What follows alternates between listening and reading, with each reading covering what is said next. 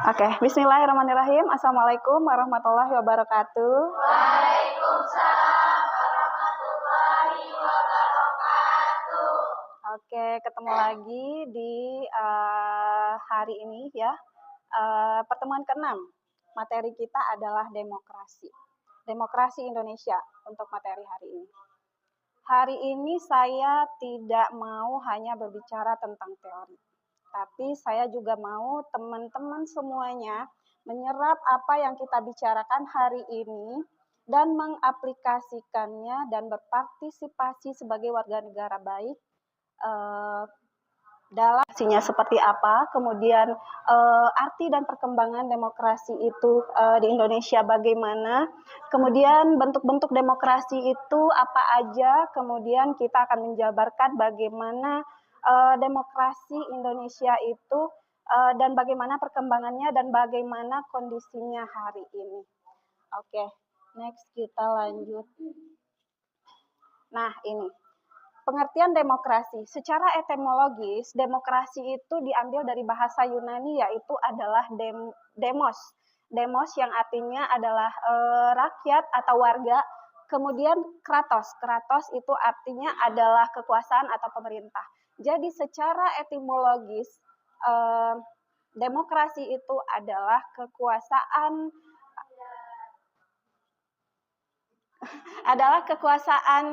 yang berasal dari rakyat. Semua keputusan diambil berdasarkan keinginan rakyat. Itu adalah demokrasi secara etimologis. Oke, sekarang saya mau nanya. Tahu nggak siapa yang dijuluki sebagai pelopor demokrasi Indonesia? Ada yang tahu tidak? Siapa yang dijuluki sebagai Bapak Demokrasi Indonesia?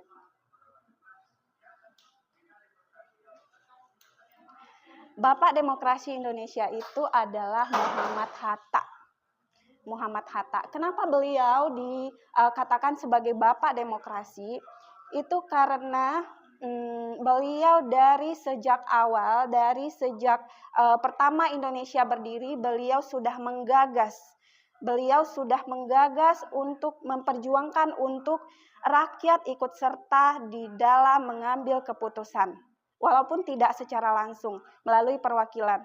Nah, begitupun dengan keikutsertaan beliau di dalam perumusan Undang-Undang Dasar 1945. Beliau memperjuangkan bagaimana demokrasi itu dimasukkan dalam nilai-nilai di dalam undang-undang itu sendiri. Seperti itu. Contohnya dalam sila keempat. Nah, itu kan kenapa demokrasi itu dimasukkan? Karena itu adalah budaya bangsa Indonesia. Budaya bangsa Indonesia.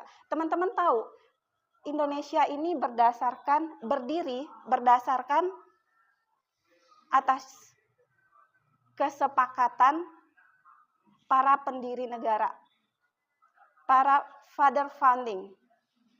Nah, itulah salah satu nilai yang diangkat bahwa demokrasi itu adalah budaya Indonesia. Oke, kita lanjut slide berikutnya.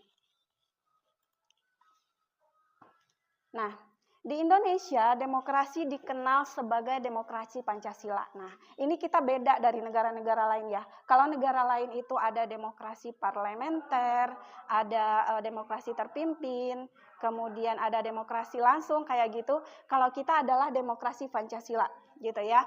Yang berlandaskan pada Pancasila dan Undang-Undang Dasar 45. Demokrasi di Indonesia memiliki karakteristik khusus seperti nilai-nilai musyawarah seperti yang saya bicarakan tadi, kebersamaan, toleransi yang dianggap sebagai nilai budaya bangsa.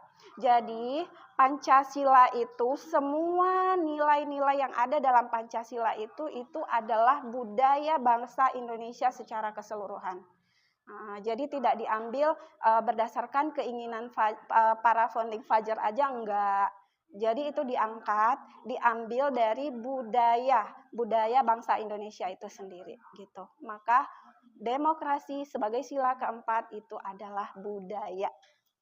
Oke, selanjutnya.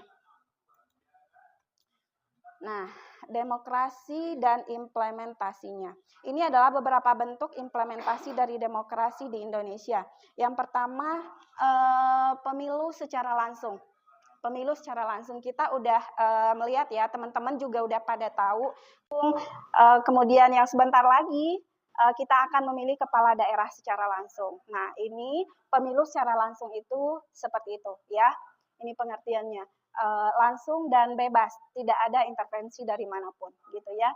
Nah, kebebasan pers.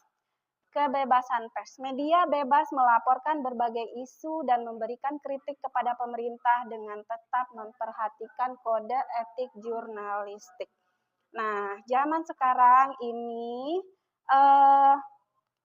idealnya harusnya seperti ini, tetapi masih belum sempurna dilakukan di negara kita karena pada praktiknya masih ada beberapa di lapangan ditemukan bahwa masih ada tidak independennya para teman-teman pers itu dalam menyiarkan fakta yang ada di lapangan. Masih ada tekanan seperti itulah kurang lebih. Ya, mudah-mudahan ke depannya lebih bagus, lebih independen mereka gitu ya. Kalau mereka independen itu manfaatnya untuk masyarakat juga, untuk rakyat juga. Jadi demokrasi itu hidup di negara kita gitu ya. Kemudian desentralisasi dan otonomi daerah. Nah, ini Indonesia itu luas ya. Indonesia itu luas. Indonesia tidak bisa diatur dari pusat aja. Presiden aja semuanya mengatur Indonesia itu tidak bisa. Makanya ini adalah desentralisasi dan otonomi daerah.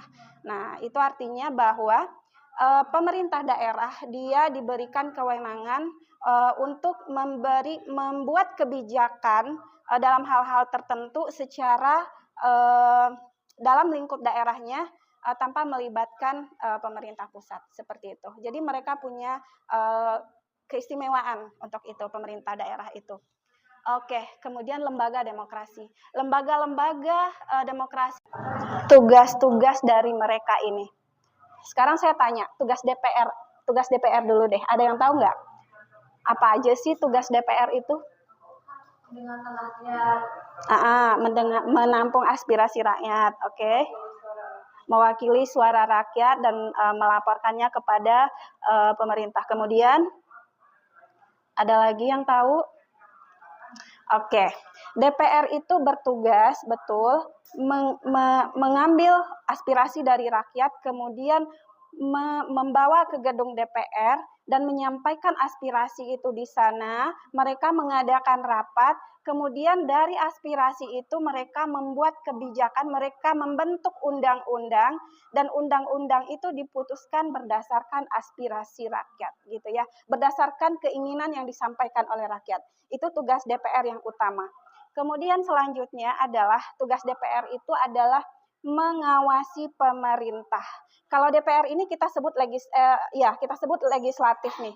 Kalau pemerintah itu kita sebut eksekutif. Oke. Legislatif itu mereka bertugas mengawasi pemerintah. Itu namanya check and balance ya, check and balance. Jadi pemerintah eksekutif itu tidak bisa berbuat seenak-enaknya karena mereka itu diawasi oleh legislatif dan yudikatif. Satu lagi, yudikatif. Nah, lembaga yudikatif inilah dia Mahkamah Konstitusi gitu ya.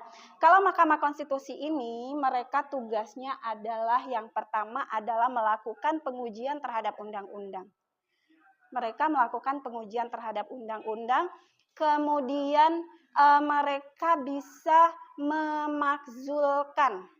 memakzulkan presiden atau wakil presiden kalau ada kesalahan, misalnya melakukan pelanggaran terhadap undang-undang, melakukan perbuatan yang tercela atau melakukan sesuatu yang memang tidak sesuai dengan Undang-Undang Dasar 1945 gitu ya. Oke. Kemudian MPR tugasnya adalah melantik presiden dan wakil presiden, kemudian dia bersama DPR juga membuat undang-undang, kemudian MPR ini dia mengawasi haluan negara gitu ya. Nah, seperti itu. Oke, sekarang KPK. Siapa yang nggak tahu KPK hari ini? Apa tugas mereka? Ya, Komisi Pemberantas Korupsi. Nah, mereka ini adalah lembaga independen, lembaga hukum independen yang bertugas untuk memberantas korupsi yang ada di Indonesia. Mudah-mudahan dan tidak lagi menjadi batu sandungan untuk demokrasi Indonesia. Gitu ya. Oke, sampai di sini ada yang mau ditanyain nggak?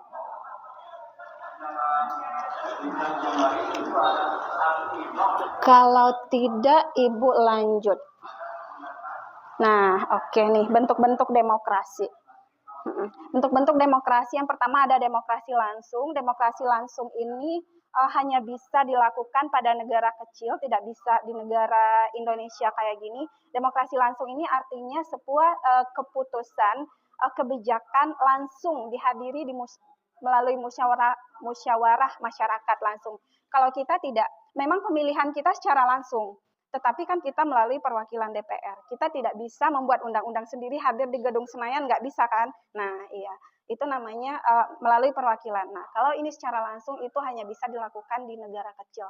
Kemudian demokrasi tidak langsung, demokrasi perwakilan. Nah, inilah kita nih. Demokrasi tidak langsung atau demokrasi perwakilan. Jadi apa-apa aspirasi dari masyarakat gitu, nah itu melalui wakil rakyat kita. Nah, itulah gunanya kita harus jangan salah pilih orang-orang yang kita pilih di legislatif itu DPR, DPRD seperti itu ya, karena dia mewakili aspirasi kita. Demokrasi parlementer. Nah, parlementer ini adalah negara-negara yang memang kebijakan negaranya itu dibuat oleh parlemen. Yang kepala negaranya itu adalah Perdana Menteri. Mereka punya presiden tapi hanya sebagai simbolnya aja, tapi semua kebijakan apa segala macamnya dibuat oleh Perdana Menterinya. Contohnya adalah Inggris gitu ya. Nah, itu. Kemudian presidensial. Nah, Indonesia termasuk yang menganut demokrasi presidensial. Kita tidak ada Perdana Menteri. Pemerintah tertinggi kita adalah presiden. Oke, demokrasi Pancasila ini hanya punya Indonesia. Kemudian ada demokrasi liberal. Demokrasi liberal itu demokrasi yang memang kayak Amerika, Kanada gitu, mereka menganut demokrasi liberal ya. Nah, demokrasi sosial demokratis gitu. Nah, ini biasanya dianut oleh negara-negara bagian timur ya, contohnya seperti Tiongkok, seperti itu. Gitu. Oke. Nah, barangkali cuma itu ya untuk materi kita hari ini. Kita lanjut minggu depan. Oke, kesimpulannya itu ya, untuk hari ini demokrasi itu adalah sebuah keputusan yang diambil berdasarkan keinginan rakyat. Kekuasaan tertinggi itu adalah di tangan rakyat. Oke, terima kasih banyak. Saya lihat ini kelasnya full ya, berarti hadir semua. Kemudian udah itu aja. Terima kasih banyak atas kehadirannya, atas partisipasinya.